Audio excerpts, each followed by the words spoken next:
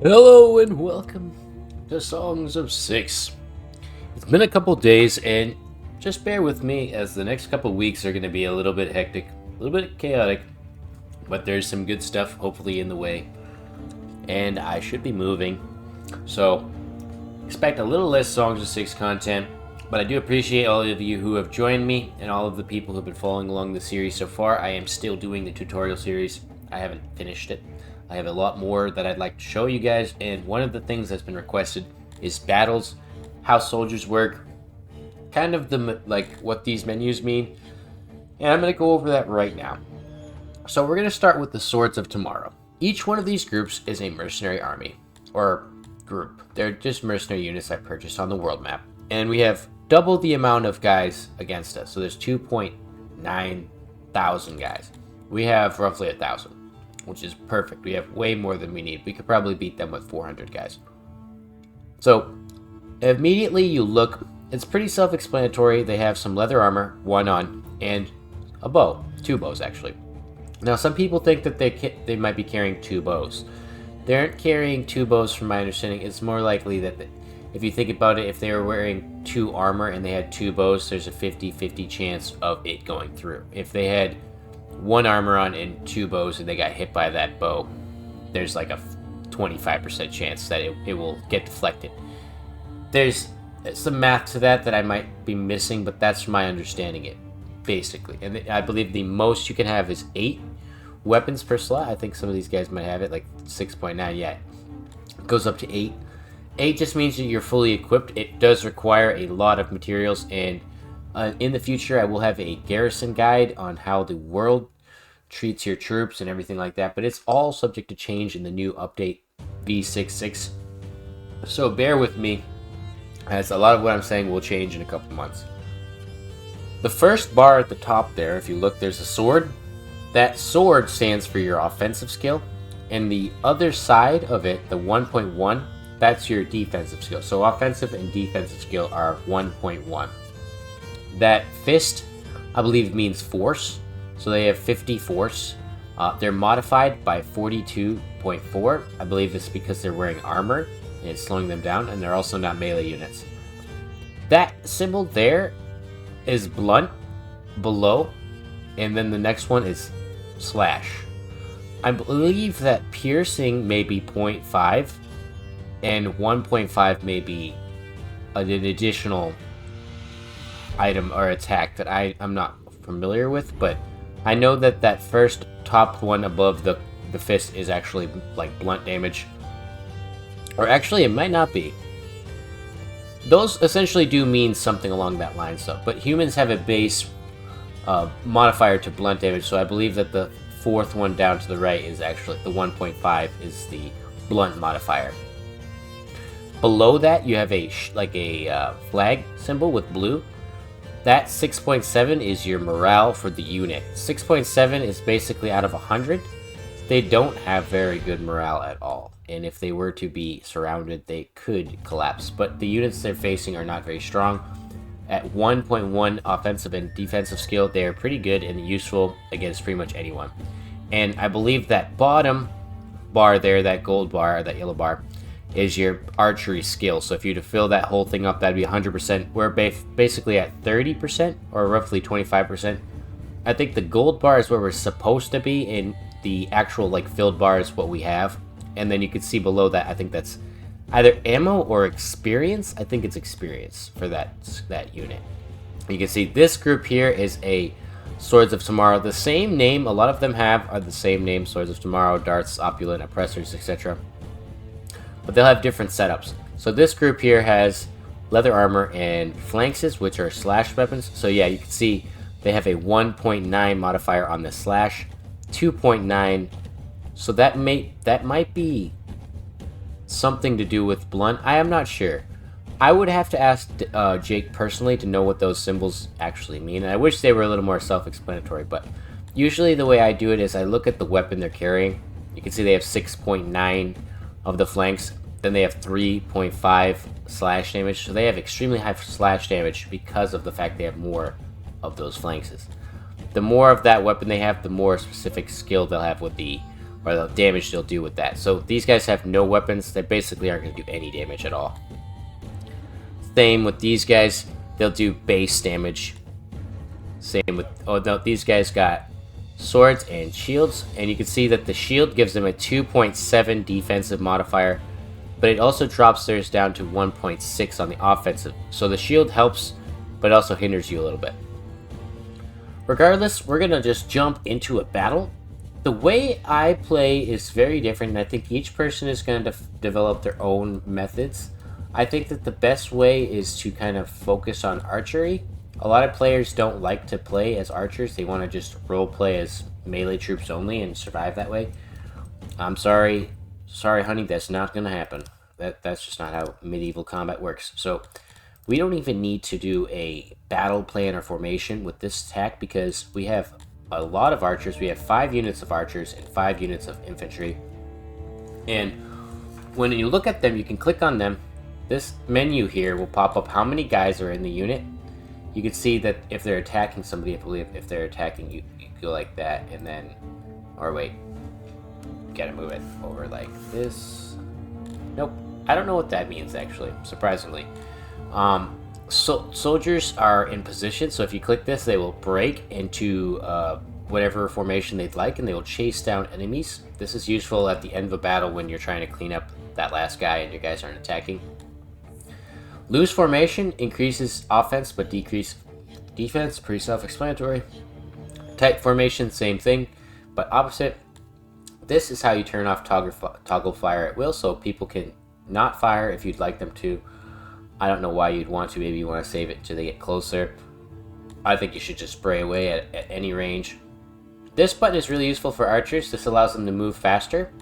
This is to basically charge forward. They will charge forward in the direction that they're facing, so if I charged, they would all run straight until I give them another command, or they hit a contact or run out of energy. But they will keep running pretty much until the end of the screen. So be careful when you send them on a charge.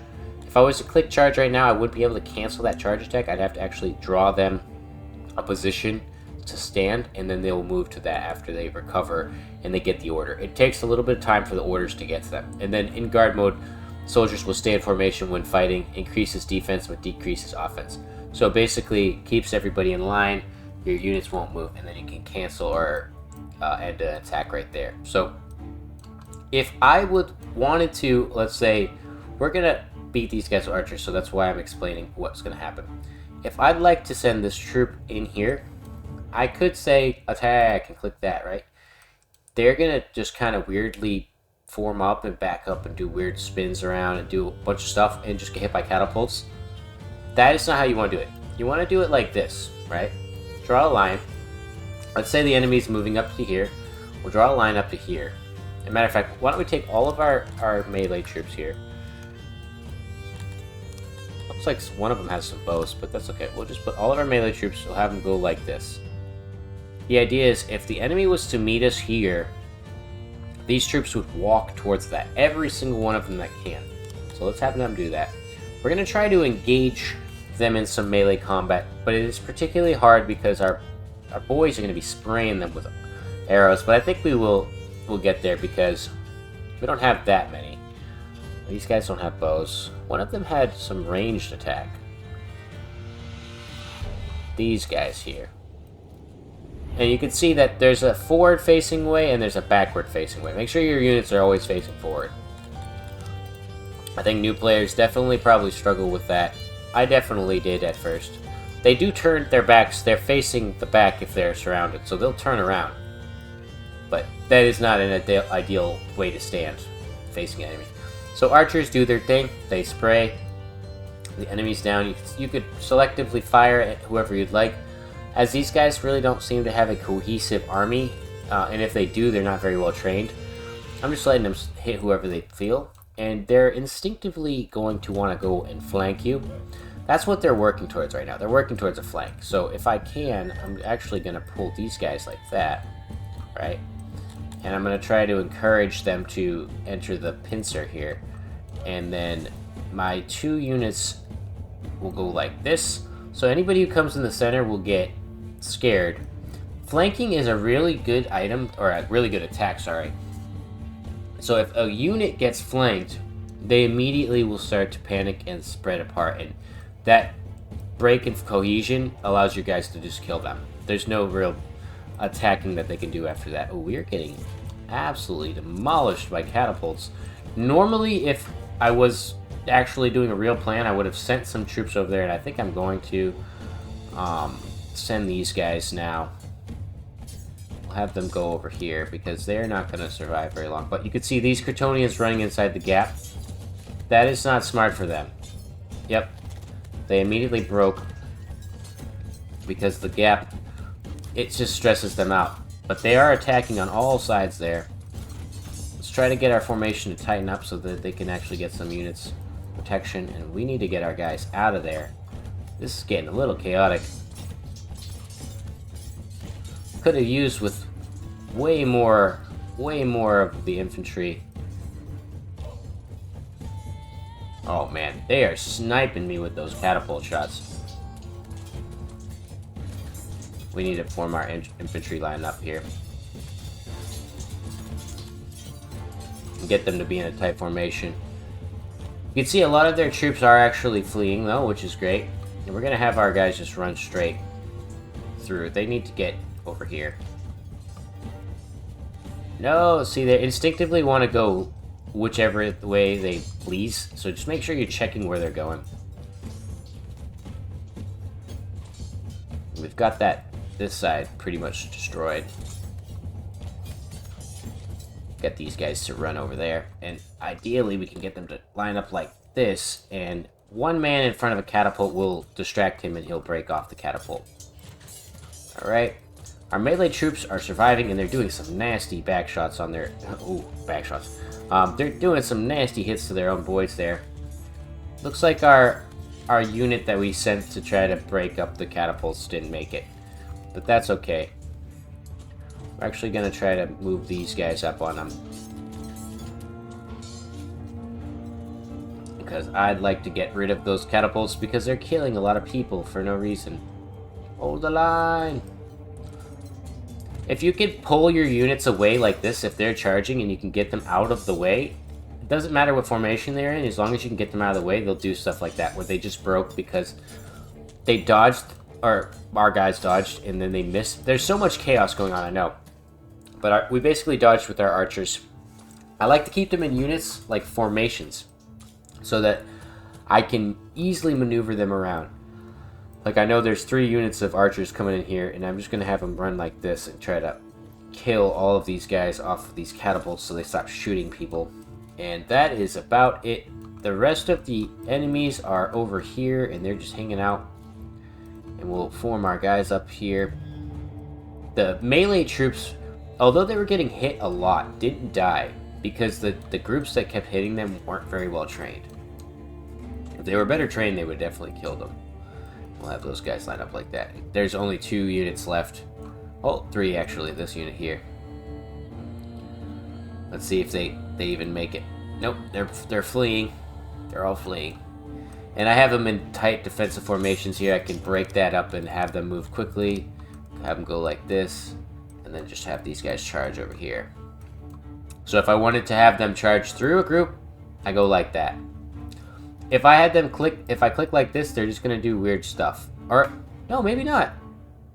It looks like they're actually going straight for them. Oh, yep, nope, they're doing what I expected. They're just doing this little dance back and forth. If you do this, though, they'll all line up and kind of just charge that position. Much better attack if you have them attack in lines and groups. I hope you guys deem some knowledge from that. It's going to be a short little video, and I've played some more of the world map, and I look forward to explaining and showing you some more of what I've done. But it's been some very busy days, very, very hectic days, and there's more to come, so expect some less Songs of Syx, but when I come back, there's just going to be so many good videos coming out constantly. So I look forward to it. I miss you guys. I'll see you all in the next one. Goodbye.